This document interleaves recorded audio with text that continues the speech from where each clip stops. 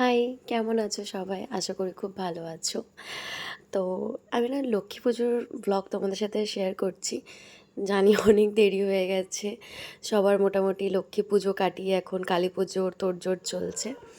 But আমি একটুখানি বাইরে ছিলাম, তার জন্য আর শেয়ার করা হয়নি। তো লক্ষ্মী পুজো আমি ছোটোবেলা থেকেই করে আসি, নিজের হাতে সব কিছু করি। তো এবারও সেমনি বাড়িতে সবাই মিলে লক্ষ্মী পুজোর আগের দিনকে আমরা ঠাকুর কিনতে গিয়েছিলাম, লক্ষ্মী পুজোর বাজার টাজার করতে গেছিলাম। প্রচণ্ড ভিড় ছিল বাজারে। তাও ওই ভিড়ের মধ্যে থেকে বাজার ফাজার করে নিয়ে আসলাম। আর আমরা না প্রত্যেকবার কী করি, লক্ষ্মী পুজোর আগের দিন রাত্রেবেলাতে সবাই মিলে ঘর ডেকোরেট করা হয়, মানে আলপনা দেওয়া হয়, এই নাড়ু বানানো হয়। আমরা এবার ৩ রকমের নাড়ু বানিয়েছিলাম। তিলের নাড়ু, নারকেলের নাড়ু, তারপরে আমাদের এখানে একটা সেউ ভাজা দিয়ে নাড়ু বানানো হয়, এটাকে আমরা সিঁড়ি ভাজার নাড়ু বলি, তোমরা জানি না কী বলো ওটাকে। তাছাড়া খইয়ের মোয়া বানানো হয়েছিল, মুরকি বানানো হয়েছিল।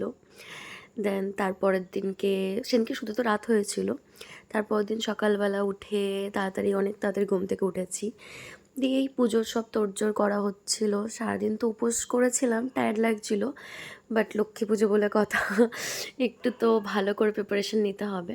আমি প্রত্যেকবার লক্ষ্মী পুজোর সময় ভোগ বানাই, তো এবারও সেরকম ভোগ বানিয়েছিলাম। ভোগেতে অনেক কিছু বানিয়েছিলাম, যেমন লুচি, আলুর দম, তারপরে সব রকম সবজি দিয়ে লাবড়া, আর ৫ রকমের ভাজা, আরও অনেক কিছু বানানো হয়েছিল, বোঁদে, সুজি। তো এই সব বানানো হচ্ছিলো। এবার আমি যেখানটা থাকি, এখানে তো প্রত্যেক বাড়িতে লক্ষ্মী পুজো হয়, আর আমাদের এখানে ব্রাহ্মণের খুব ক্রাইসিস। জানি না এটা সব জায়গায় হয় কি না।